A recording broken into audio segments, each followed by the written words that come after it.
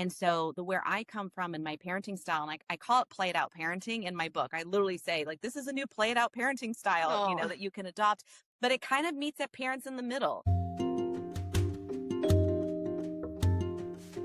Welcome back to the Running Wine Mom podcast. I'm your host, Samantha Solinsky, aka the Running Wine Mom. Today we've got Dr. Kim Van Dusen on the show, licensed therapist, registered play therapist, professor, host of the Parentologist podcast, and the author of the new book, Parenting Through Play.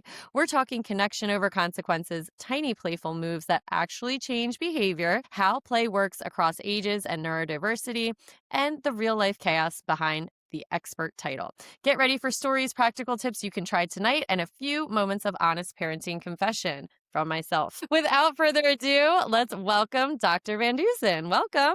Hi, thank you for having me. I'm so excited to be here.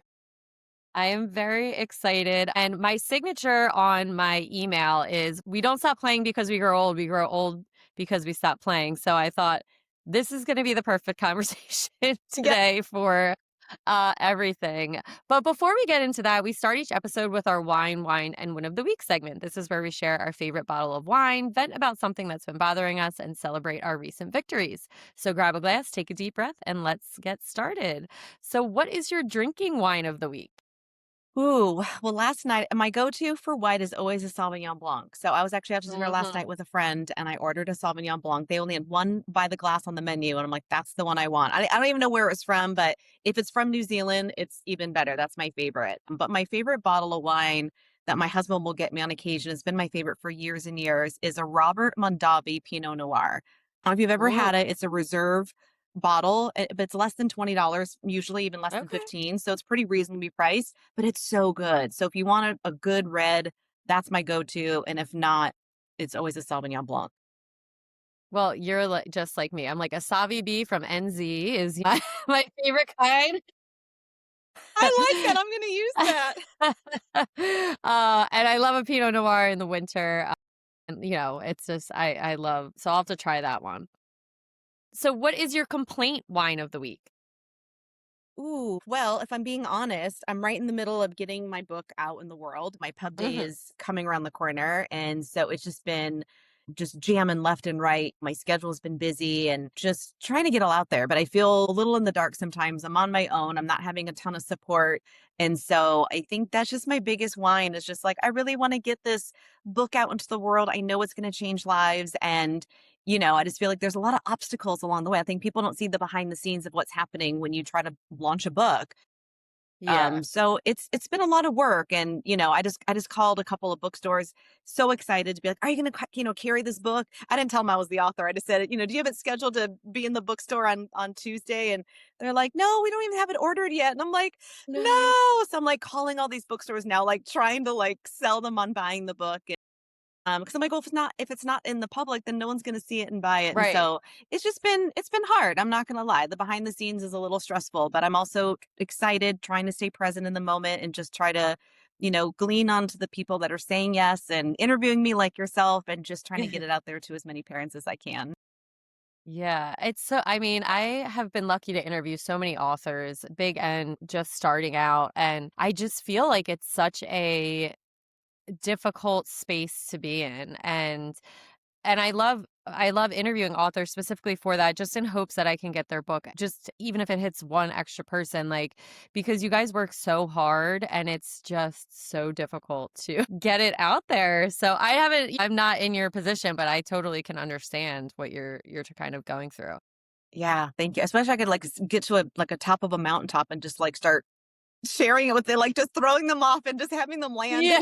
in people's Here. driveways. Something. I may have to Uh, do that. yeah. So, well, to go in a different direction, what's your win of the week?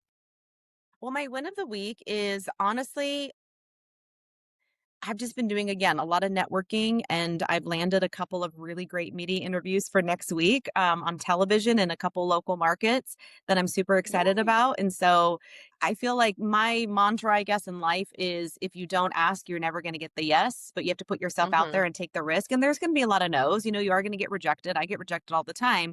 But the people that say yes, and want to interview or believe in, this book or just believe in what I have to share, I try to just focus on those. And so, yeah, I have 3 local news media interviews for next week in 3 different cities. And Cool. they said yes. And they never would have if I didn't put myself out there and even ask. And that was my win for the week.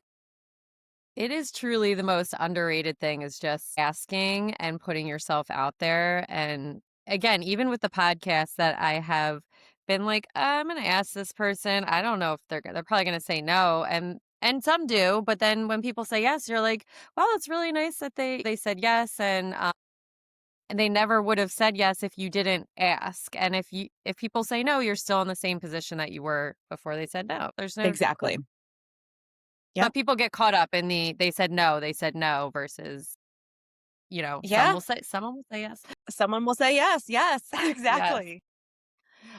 So the running wine mom, we talk a little fitness. What's your favorite way to stay active? I love hiking. So I live in Southern California. And so, we're very lucky and weather is pretty good most of the year. So hiking's really big. I'm in Southern California. So there's a lot of trails and I just love, the movement. I love being in fresh air, nature, just the trees. It's so therapeutic. There is an actual thing like called ecotherapy and color therapy where you look at blue and green hues and, you get your mood is better, you're more balanced and just, your stress levels are down, your nervous system is more regulated. So there is an actual science behind it, but I just do. I love the way it feels and I love just being out in nature. Mhm. So we do that a lot. We have a new puppy. So I've been walking her in the neighborhood. She's 5 months now. So I put on my weighted vest and I go walking in the neighborhood with her once or twice a day if I can. But if I have more time, definitely that, or even maybe some yoga. But I do love running. I'm just recovering from surgery. Still, I had a recent surgery lately. So once I'm back up and 100% again, I'm gonna get running because I just love the endorphins that come from a good run. There's nothing like it. Yeah, I love hiking, love running, so I can totally relate. But so how do you think maintaining your fitness routine contributes to your mental health? Oh, it coincides 100%. I mean, obviously as a mental health therapist, I guess it's probably cliche maybe for me to say that, but I mean, there's Yeah. there's research back that it does, right? And Right. I mean, that's the proof is in the pudding there, but it really does. Like I notice myself just in my mood, my temperament, my energy level, the way I interact with my husband, my kids, just people in general, the way I reply to emails. No, it's just I get better sleep when I get movement, when I exercise and move my body. I have better Mhm. sleep. I have a better mood. My cravings for different things are more tame. So let's say that I don't get movement, I don't get sleep. Those are the days I'm eating more carbs and sugars and chocolate and all the things, which they're not bad. Trust me, I love I Mhm. love a good treat. But that's when I'm just grabbing for whatever I can versus actually like prepping a meal and eating more nutritionally and more balanced and things like that. So it not only affects me in a physical way, but it also affects obviously my mental state and my emotional state. I'm much more like patience and calm, especially when it comes to the kids, Mhm. if I get movement during the day. So important. And moving right into kids, we also talk a little parenthood. So tell us about your family. So I have a husband and we actually met when we were getting our doctorates together. We both have our doctorates in psychology back in, I think our program started in 2007 and we both graduated in 2013. But yeah, we've been married since 2011. And so it's coming up on 15 years this May, actually, is coming up soon. And, and actually I was the graduate speaker at our commencement ceremony when we were, again, getting our doctorates. And I was actually pregnant with our daughter at the time. We had just been married for about 2 years at that point. And I was pregnant with her. And so that was really exciting. And I started my parenting journey in 2013. So I have a 12-year-old daughter now. And a couple years later, I had my son. So I have a little boy who's 9. And so I have a sixth grader and a third grader, and we have the new Oh, puppy. So yeah, just, it's adding to the lively over chaos, here. right?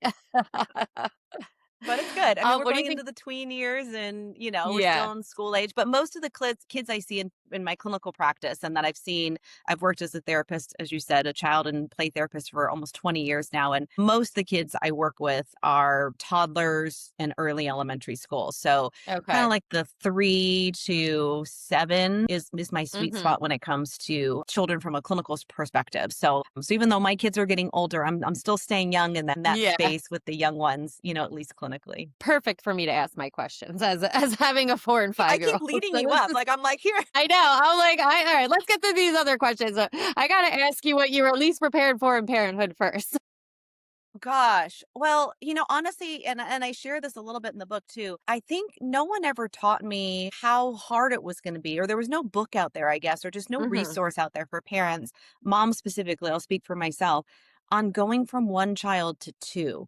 And not everyone has Hmm. two children or even more than that. And I never had more than two. So maybe it's different when you have three, four, I have friends that have seven children. So I'm sure every experience is a little bit different. But going from that one child to two was really hard. And again, I share Hmm. this in the book of the moment my daughter, who was 3 at the time, she had just turned 3 when I had my son. And, I had C-section. So I was trying to recover physically from the C-section. My hormones were mentally and emotionally all over the place and physically all over the place. And my 3-year-old daughter kept asking me to play with her. And I share in the book that I didn't have the time or the energy. I had this newborn. I'm literally like feeding him in his rocking chair and she's begging me to play with her. And I kept saying no. And I felt so much guilt. I felt so much guilt and shame and that I couldn't give my 100% to her anymore because for Hmm. 3 years, that was it. It was just me and her. And I had to share my time and share my resources. And it was really hard. I went through a really tough phase of trying to balance it all and trying to be okay with Right. balancing it all and not feeling guilty that I was spending more time with one or the other. And kind of opening up more love and sharing that love versus it being funneled into one child. Now it was being funneled into two. And that was a hard transition for me. Yeah, it's interesting talking to people because some people like myself, 0 to 1 was like a huge punch in the face. And 1 to 2, I was super nervous for because a lot of people, said that was harder and it was easier for me. But so many people but then some people are the opposite where they say 0 to 1 was like super easy. It wasn't like a big change. And 1 to 2 was the big change. And I'm like, you don't have more than two. So I don't know what happens at three. I don't think it's worse or better. I'm not sure. I've heard both, Yeah. Yeah, but I feel like it's split in the amount of people that, so many people. I mean, I was so scared to go from 1 to 2 because so many people were telling me how difficult it was. And I'm like, 0 to 1, literally, I almost did not survive because it was that hard for me. And then I kind of was like, oh, this wasn't as bad as I thought. But for other Right. And people, you get that used wasn't to their it. I mean, reality. yeah, and life goes on and you kind of adapt. I mean, that's I think what we're good Hmm. at, as moms, we pivot and we adapt and it's a very fluid process and you just kind of Right. you kind of get used to the new normal, if you will. But I just Hmm. remember, just those first couple of months it being very emotional for me of just learning Yeah. how to do that, how to even adapt and Right. pivot like that. So it's interesting to ask you this question because you have a doctorate in it, but in parenting. But what is your parenting style? So I know this sounds silly. I know I keep going back to the book. Obviously it's top of mind, but I talk about, and I've talked about this a lot in interviews, that I feel like the way that I was raised, and my parents Hmm. are baby boomers, and the way I was raised, and I think a lot of us that are in around that age that were raised the same way, we're kind of raised in a household where it was very strict. It was very like, you Hmm. do as I say, I'm the adult, you're the child, that saying, what was it? Because I said so was kind of, what we Hmm. grow up kind of learning and hearing. And I think there's a lot of parents that are my age that were raised in that kind of environment, still loving, obviously, but having that type of mindset around parenting that we in a way went to the other side of the spectrum and almost rebelled a little bit of, well, I don't want to treat my child like that. I don't want to raise my child like that. I'm going to be more connecting and more loving and all of those things. And so I think that's where like the gentle kind of conscious parenting came from, where we really allowed children to have a voice, let them be seen, let them be heard, but almost to the point where it was too much. And now we're kind of trying to Hmm. find that middle ground because then we started finding that children were being much more entitled or kind of running the show, and their limits and boundaries were not as effective anymore, not being told as, expected as much anymore. They are effective, they just weren't being used. And so the where I come from in my parenting style, and I call it play it out parenting in my book. I literally say, like, this is a new play it out parenting style, Oh. that you can adopt.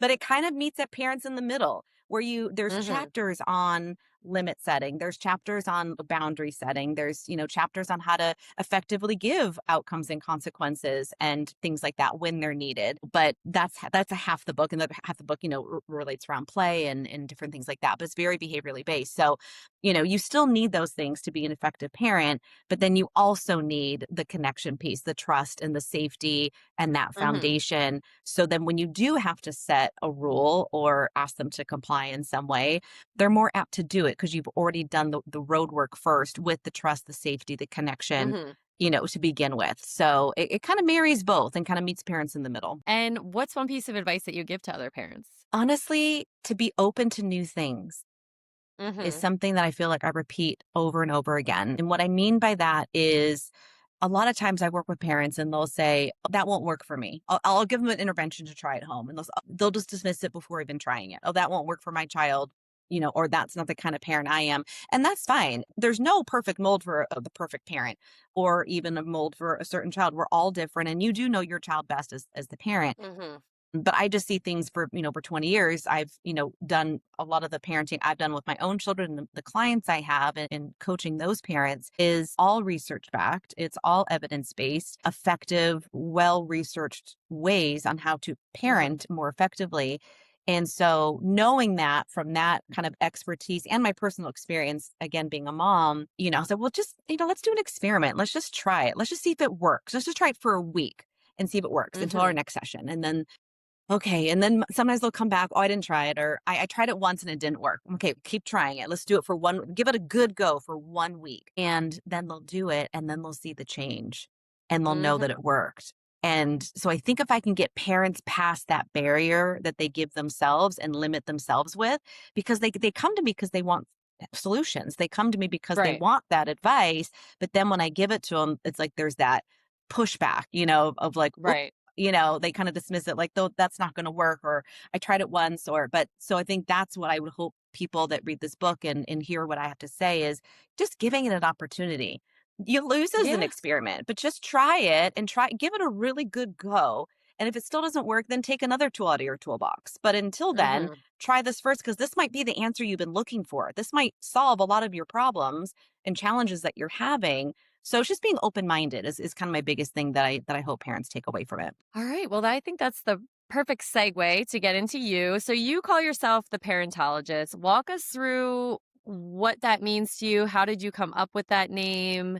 And why, you have a background in broadcast journalism and obviously play therapy. And how did that kind of lead to your whole identity? Yeah, it's funny because I feel like I needed all those other lives that I lived for so many years before I came to where I am today. And it's funny because the people that I worked with years ago in different careers that know me and know what I do now, and they're like, "Oh, yeah, that makes sense." Or they'll say, Hmm. "Oh, well, that training that you had in that job helped you get to where you are today." And it's true. And I kind of needed them all to be here. And not everybody needs that, but it worked for me. So yeah, so after my bachelor's, I received my first master's in TV broadcasting and broadcast journalism, and I worked as a reporter and a producer for many years up in LA. I would interview celebrities on the red carpet. I would work for E Entertainment, Entertainment Tonight. I would do a lot of reporting for Fox Sports Radio. And then I kind of wanted to stay in that field, but I wasn't necessarily wanted to, do the broadcasting aspect anymore. And so then I went into a sales, advertising, marketing job, corporate America, wore suits every day, had my own office, my own assistant. I would go on, business trips all the time, basically for these radio stations. So I learned a lot in the marketing sense on that way. Hmm. And then I decided I wanted to change careers again. And so I went back and got my doctorate in psychology and then went, down that path. And then when I finally became a mom, I knew I always wanted to kind of start my own business. I knew the two things I really wanted to get my doctorate for, obviously in inclusion of doing therapy with kids and families, but I wanted to be a professor and I wanted to be an author. And I knew that I had to get to that point educationally to have that clout behind my name to really be able to do that. Hmm. And so that kind of started that path. And so, that's when social media was just blooming. Like I think when I first started, Instagram may have just been out for a year. Facebook, and Hmm. everything was still so new. I don't even know if I think texting even on a phone was I mean, I know I I sound like a understand. dinosaur, Yeah, but no, I get it. it was new and Yeah. different back then. And so you needed kind of an identity. If you wanted to start your own company and be branded, you had to kind of have a name and a website and a social media Mhm. platform and all those things. And so I started researching. I said, okay, well, if I'm going to do this, and I wanted to do interviews and media and things like that too, and still marry those two, the Yeah. psychology and the broadcasting together, and kind of be like the expert that goes on parenting segments and things like that.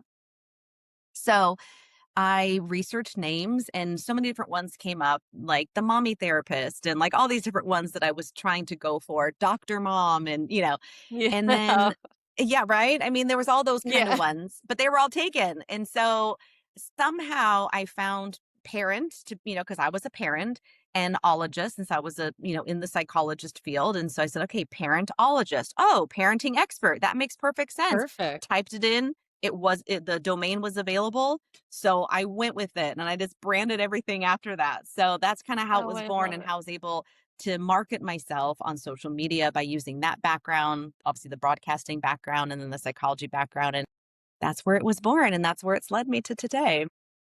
So fun. And you've said that play is one of the most underused parenting tool. When did you personally realize this does change the game in parenting? I mean, I think I noticed it in my very first play therapy class that I took. Mhm. I personally fell in love with it after the first class. And I thought, why is this not being used more? And it's Mhm. funny because most of my colleagues, if not almost all of them, including my own husband, can't fathom working with kids. They just don't. Mhm. If they were great, they could be a great parent and still not want to clinically work with children. I get asked for referrals all the time and they're like, "Who do you know that also does what you do?" But I don't. It's very few and far Yeah. between to work with kids and to also do play as their specialty. Right. So, that being said, I just knew that it was working in the clinical sense. I mean, I saw it every Right. day with my clients that would work with them and in all sorts of things, whether it was ADHD, autism, anxiety, depression, kids their parents were going through a divorce or just going through a life transition, a new sibling, moving to a new city, a new school, you name it, I would see it. I had a child with selective mutism in one of my first years I was working, and she wouldn't talk to anyone for an entire year, not her teachers, not her friends at school, nobody. And so I worked with her in a play-based way. And I remember the principal where I was at a school, and I remember the principal looked through the window of the door and he got upset and he called my supervisor and said, "I'm not paying her just to play with this child all day. Like she needs to get some movement. Like, we need to get this child talking." I remember him being so upset that I was just quote unquote playing with her. And Right. I've had teachers refuse to see me because they're like, they're misbehaving in the classroom. It's a reward to come play with you. So they wouldn't even let them out of the classroom even to get their therapy for the week. Right. So it was all these obstacles. And I got that little girl to talk to me. I was the only one on the entire campus the entire year My to get gosh. and she only whispered to me, but it was such a big win for me. And I did it because I Yeah. connected to her through play and I Mhm. had that trust and that safety with her and that mutual respect. And so I really started seeing more stories like that, just over and Mhm. over and over again, getting through to these kids, healing their trauma, healing the things they were going through, all by using play. And then when I became a mom myself and I started noticing me just being more playful with my kids and having that more play based mentality around parenthood and started seeing my kids behave where other parents would say, "How come your kids are never tantruming? How come your kids are always listening?" And they don't. I mean, they have their moments, but I think a lot less than other parents that were watching because I just approached it very differently that no other Mhm. parent was utilizing. So that's why I wanted to write the book is to just get all Yeah. those tried and true secrets that I've had professionally and personally over the years and just give it to everyone in the most tangible, digestible way so they can implement those things in their home too. So for the parents that are listening and they it's a kind of like the people in the schools, who they hear play therapy and they think, "What? This doesn't, this isn't going to work," or "I don't have time to play. I'm busy." What are we misunderstanding about what is happening during this time? Yeah, and Play there's therapy.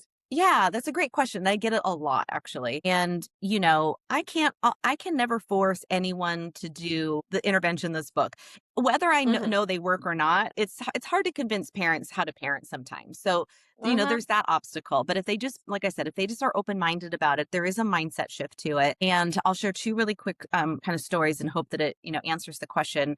But the first one being and I share this a lot, and I mean this with, in a funny way. It's a metaphor that I use a lot about how when two dogs meet for the first time, they sniff each other to see if they like each Mhm. other, right? To connect, they sniff each other. So it's very sensory driven.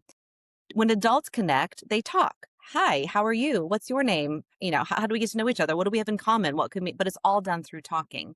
When two kids connect at the park with their neighbors, what do they say? Can you play with me? Or knock, knock, knock, can so and so come out and play? It's all done through play. And some of it's not even, you don't even ask that question. Sometimes they just walk up to the child next to them and just start playing, parallel playing, aside them. Mhm. So it's all done through play. So as absurd as it would be for a parent or for adults to think that they would meet each other by sniffing each other. Can you imagine like adults being in the wild and like sniffing each other? It's just, I know the image. I'm sorry, I I now made have everyone go visions there. of it.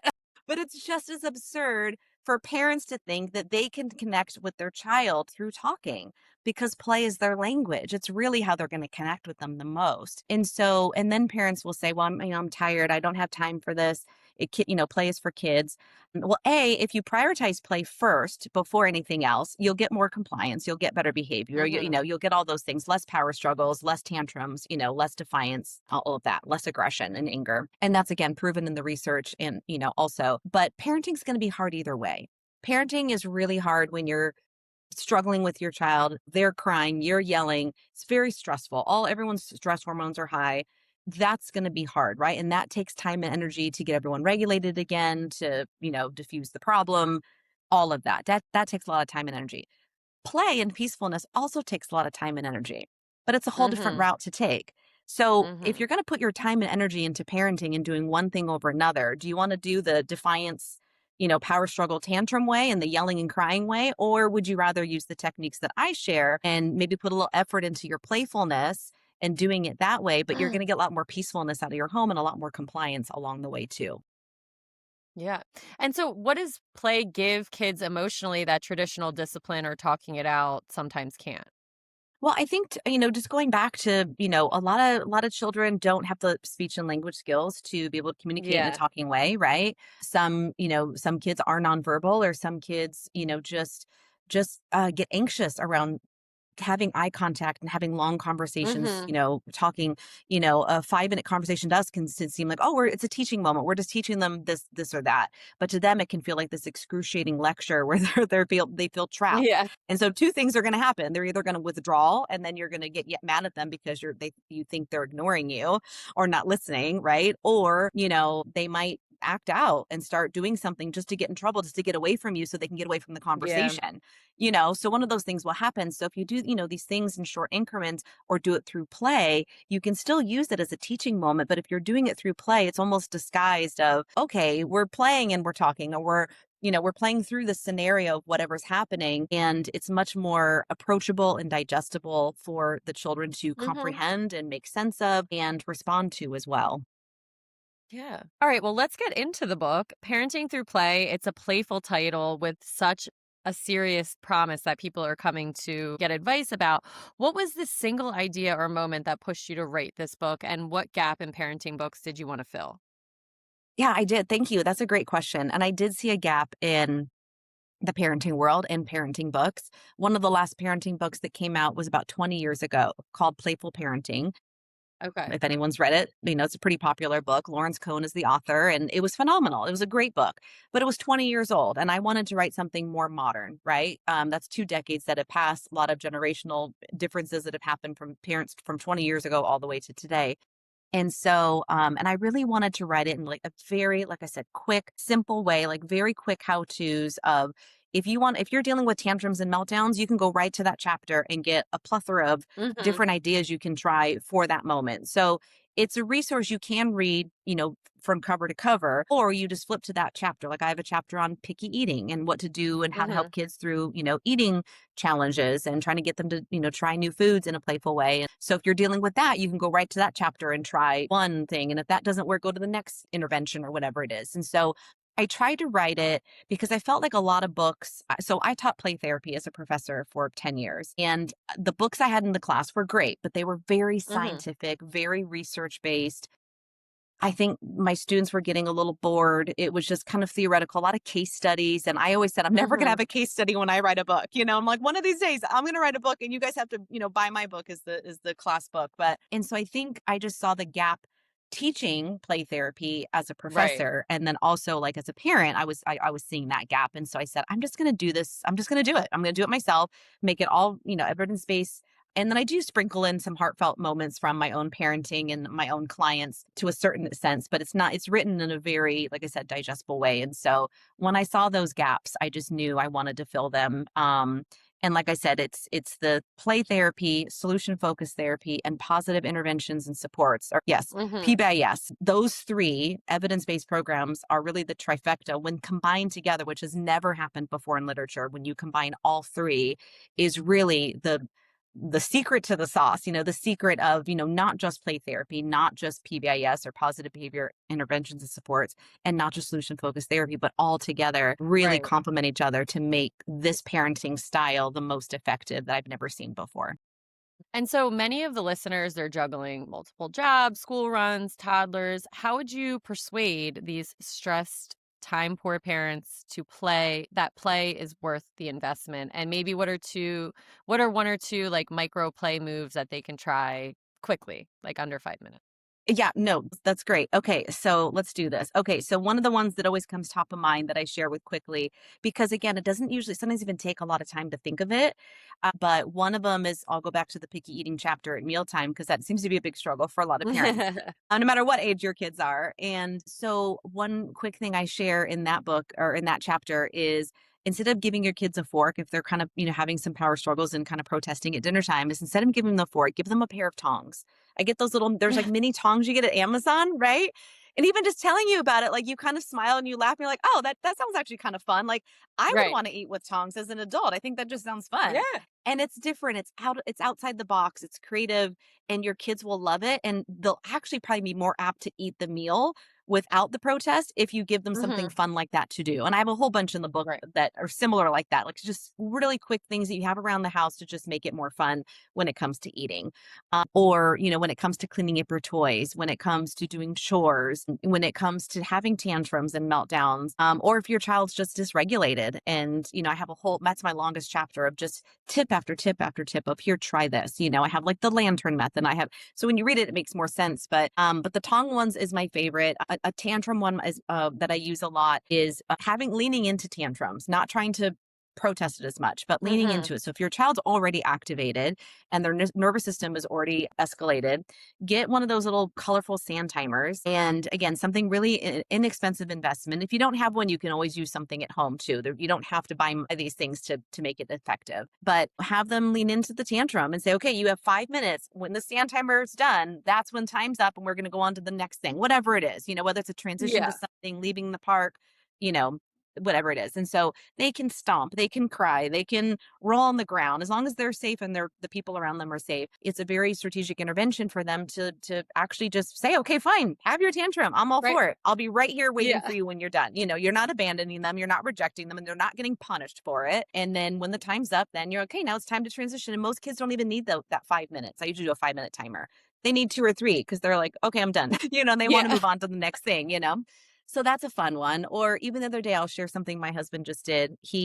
My son was, laying on the counter and he was tired. It was a long day. He didn't want to eat his dinner. And my husband was getting a little frustrated. And instead of punishing him or shaming him for not eating or, and all the things we should go to, bribing him, all the things we try as parents, he took his hand and he put it on his back and he wound him up like a toy or like a robot. And he That's so wound him up and he's like, fun. okay, it looks like, you're out of juice. We need to put more juice into you. And he wound him up and he said, okay, now you have you're 100%, like your battery is charged. Now you can eat your dinner.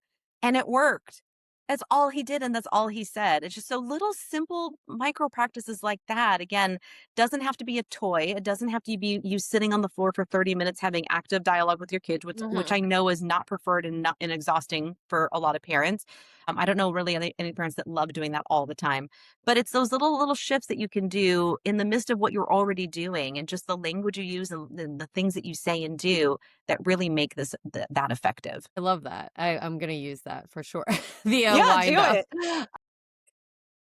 And your approach reframes discipline through connection and play, and parents, for parents who are used to the timeouts and consequences, how do you kind of explain the difference between playful structure and, permissiveness? Because I feel like that comes up a lot where people think, "Oh, well, you're just gonna be letting your kid, oh, you're gonna let your kid just do that," and they're, or so I guess that's kind of what I mean, like, how do you reframe it to be like, "No, this actually works?" Yeah, it's hard. And like I said, that permissivist type of parenting is what I'm trying to get away from, because I feel Mhm, like, validating a child's emotions 100% all the time. Teach them mhm, validate them, teach them empathy, teach them how to do repairs because, when there is a problem that occurs and someone does get hurt, whether it's physically, emotionally, or whatever, usually repair is the best way to patch that. But that goes back to the attachment and the connection piece. And so like I said, if you use play in the way that I'm describing in the book and you create that foundation, that safety net, if you will, with your child, then when it comes to disciplining them, they're going to be more apt to listen, follow directions, not protest as much because you already have that foundation set up mhm, through the playfulness, through the things I was just describing and not reacting out of anger or punishments or things like that that sometimes is our go-to because that's how again we were raised mhm, and that's kind of our what we have been learned and by society saying this is what works. But in the long run right. it can be very detrimental, and we don't need to go into that, but I talk about it in the book about chronic yelling at your children, chronic punishments do lead to a lot of mental health, anxiety and depression and flight or fight modes and things like that. So approaching it from this, but again, I have a whole section on limits, boundaries, etc.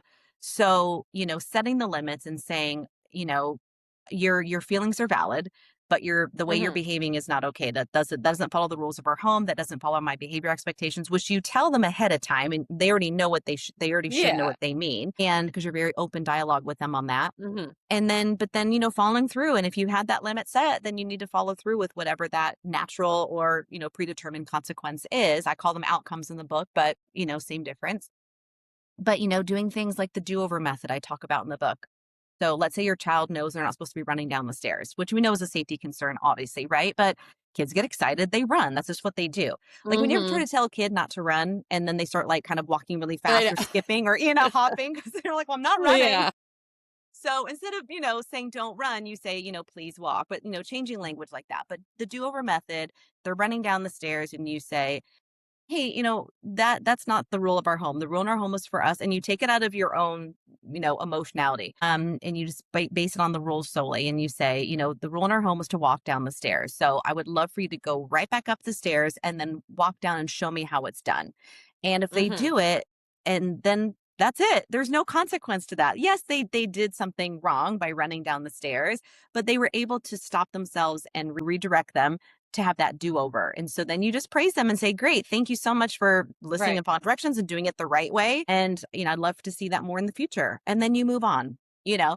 So I share different things like that in the book on how you can set those limits and those boundaries with them in an effective way that doesn't shame them or blame them or, things like Mhm. that. Because there are going to be those moments that play doesn't fit in. That's where that other half of the book comes from, where, you do need that structure set up.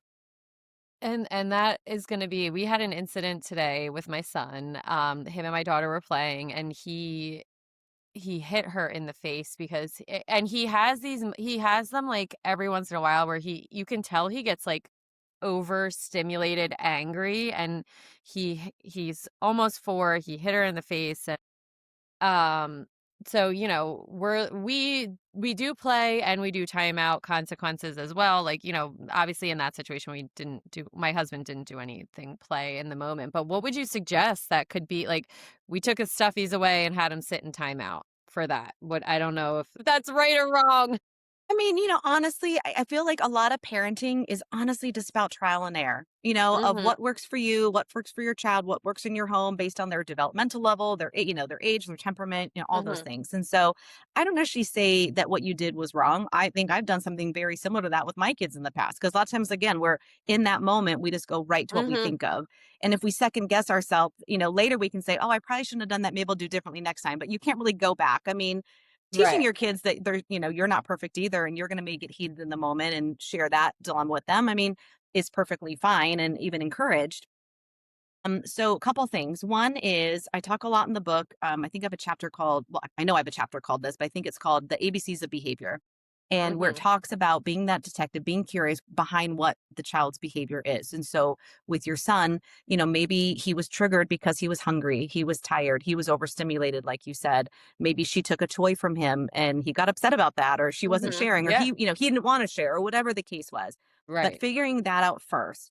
And then I even have a part where I talk about preventing those behaviors from happening in the first place. Because let's say Mhm. he's getting tired, or he's hungry, like maybe removing them before those things actually happen and kind of catching them before he gets escalated Mhm. or before the hitting even takes place in the first place.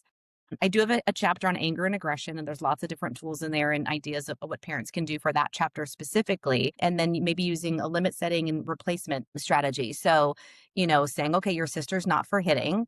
Or I see you hit your sister. She took the toy away from you. I know that hurt your feelings or that made you mad. Being mad is totally okay, but hitting your sister is not okay. And really Right. separating those two is a boundary. And then redirecting it. And again, this is all evidence based, but redirecting it and say, okay, so if she's not hitting, what you can do is when you're mad, and you can have this in the playroom, you can have one in his bedroom, wherever you might, maybe in the car, I don't know, but have like a pillow or something nearby where he can just hit Mhm. that instead. Like, okay, you can't hit your sister, but you can hit this pillow. Or when you're mad, you Mhm. can hit your stuffed animal, even like just something that's not going to hurt him or somebody Right. else. And, so when he gets mad, eventually he might, and he's still on the younger side. So it's one of those things you kind of have to reteach Yeah. a few times before they really get it. But redirecting him and saying, and like I said, defining the difference between the feeling and the behavior, and then Mhm. giving him options of what he can do with his anger instead. Maybe he leaves the Yeah. room really quickly and screams at the top of his lungs, or whatever. I have Yeah. tons of ideas, but whatever is going to work for him. And reminding him, hey, when you feel your body get angry like that and you want to hit your sister, what can you do instead? And teach him that in the Mhm. calm moments. So when he's in that adrenaline state and he's ready to, hit her in the face, he remembers, oh, wait, when I'm angry, I'm supposed to do this instead. And Yeah. so you're, teaching it. So when the time actually comes, hopefully he'll remember that. And sooner than later, he won't do it again. I hope so. Yeah. I know, I've tried to, I like, know what do you do it's, when take some breaths, leave the room, but I'm gonna maybe I'll try you can go hit your stuffy or your pillow or something that might yeah, and might and help just him get say, I it. mean, like I said, validate his feelings because, those are them, but then they say, but you're not being safe with your hands. Right. So we're gonna have to Mhm. leave now. And so the boundary is that instead of you taking his stuff away, he needs to leave. And he might kick and scream on his way out, but he Yeah. needs to leave and say, you're not when you decide you can be safe with your hands, then you can go play Mhm. again with your sister. Oh, but Yeah. until then, let's have a cool down and you can sit with him and like you said, do those deep breaths or whatever it takes to regulate him again. But follow through and take him out, regulate each other, and then he can go back in for another try. Yeah. I will take that advice. Yeah, hopefully, So see if it works. Hopefully it is. it's If just not, I here's other know. tools. So how do play-based strategies change from toddlerhood through tween years and then to adolescence?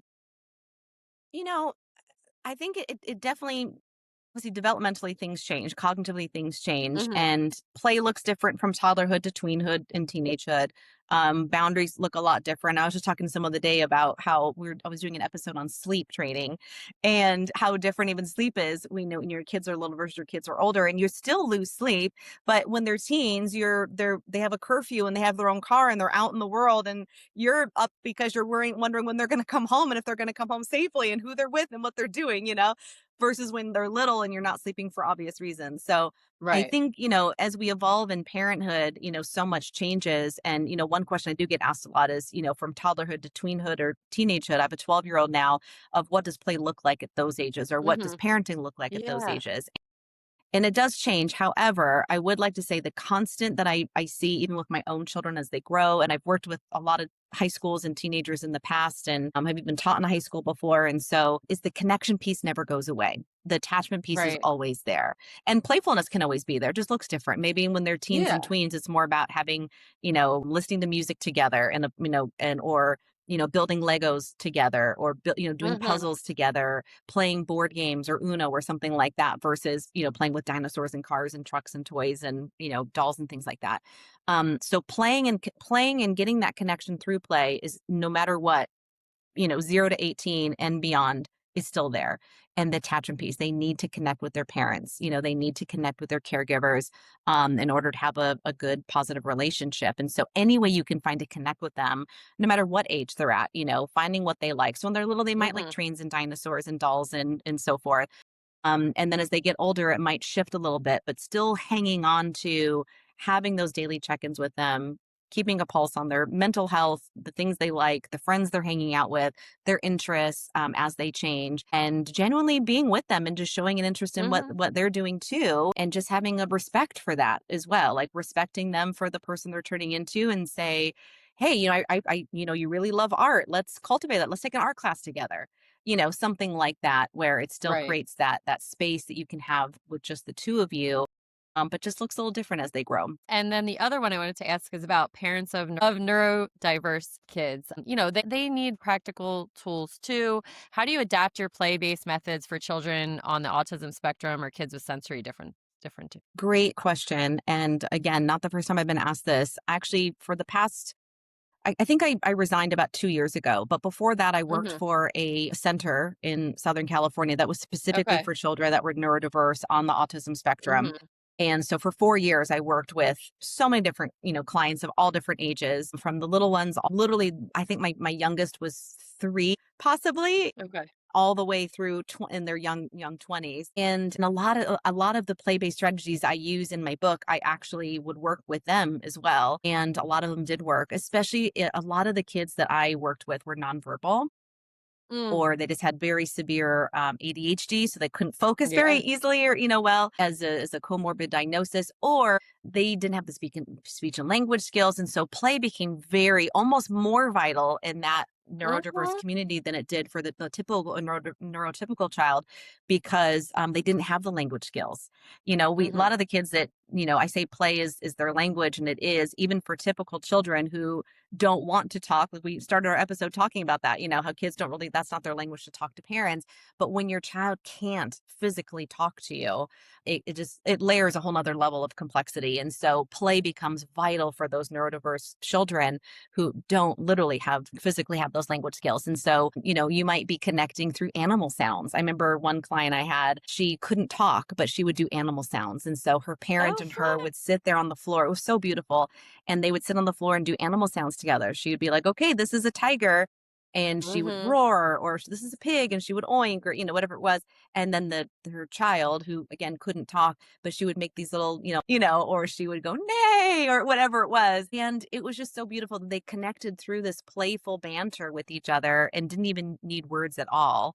And so Mhm. again, a lot of the things that I present in the book, a lot of the concepts and strategies I present in the book have been used in the neurodiverse community and are Mhm. great for neurodiverse children if there's a parent out there listening Awesome. that has a child on the spectrum. Well, this conversation was just wonderful. I could just keep talking for hours, but I'll let you get back to your your life after this convo. But I'm gonna leave the listeners with one more question. So I would like you to finish this sentence. If parents understood this one thing about play, everything would shift. I'm probably not going to say this in like one or two words. I'll do- Okay, you can. You, it might it's be like a okay. paragraph, not a sentence, but No, that's all right. but I think Finish if the they just paragraph. yeah, I think if they just understood that, of how well it actually works. As I talked about and you brought it at the beginning, it's such an underutilized, Hmm. modality, that if parents really knew how it actually worked and they did read this book cover to cover and actually implement it in their Hmm. own home, they would see the hugest shift. they would see much better connection, much better communication, much more peacefulness, a lot less of those other things that we've talked about before, the power struggles, the tantrums, the defiance, the anger, the aggression, the yelling, the crying. They would see so much less of that. And again, we're human and we have emotions, parents and Yeah. kids alike. And so not every day is going to be rainbows and sunshine, and neither is a Hmm. play-based strategies that I share about in my book. They're meant to use them in your daily life and it will shift Hmm. everything. But I think being, like I said, I'm going to go back to what I said before, and just have an open mindset and being open to these strategies and using them. And just like, your eyes lit up when it works for you, on mine when it works for me, and it will for them too. I was speaking at a conference a couple weeks ago, and I shared a lot of what I'm sharing today.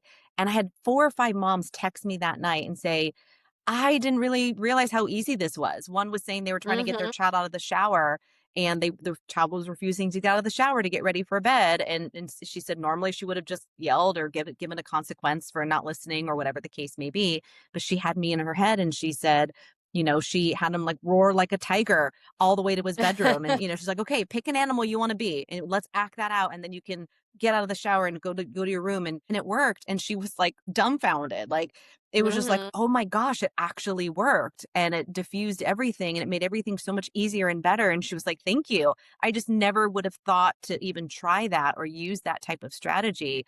So I think when people read this book and they have those aha moments and they actually try these things and see them actually working in real life and how much better it's going to make them as a parent, or, have a better, parent-child relationship, that's my hope. That's my goal, and hope that that's what they get out of it. Told you it's going to be a paragraph. I love it though. It's a great way to end it. I mean, that's super important. And so many of the things that you talked about, I'm going to start implementing in my life. And I haven't even, gotten through the whole book. So I know that the listeners will be able to utilize this, a lot of the things you gave in this conversation. And I'm sure I know the book will give them even more. I already know, I'm going to be texting all my friends. Get it? You'll understand. Try it. Thank So you. thank you for coming on and talking about that. I really appreciate it. Absolutely. Well, Um, thank you for having me. and so that'll bring us to the end of another episode of The Running Wine Mom. As always, thank you everyone for spending time with us today. And don't forget to subscribe, leave a review, and share this episode with someone who needs to hear it. You can follow me on Instagram at the running wine mom _. And where can the listeners find you and your book? You can find the book wherever books are sold. It's on Amazon, Barnes& and Noble, Books A Million. It might even be in your indie bookstore. So there's lots of places to find them on my website, theparentologist.com. You can start there. And I'm most active on Instagram. So if you find me at The Parentologist, you'll see me on there, and you'll see my podcast and different things and resources as well, and different links to things. But that's where you can find me, and you can find me the most. Awesome. And I will link all of that. Thank you again for coming on. I really appreciate it. Thank you. So, thank you so much for joining us today. Remember, you are strong, you are capable, and you are all amazing. Until next time, keep running, keep sipping, keep playing, and keep embracing the joy of motherhood. Cheers, and I'll be back next Tuesday.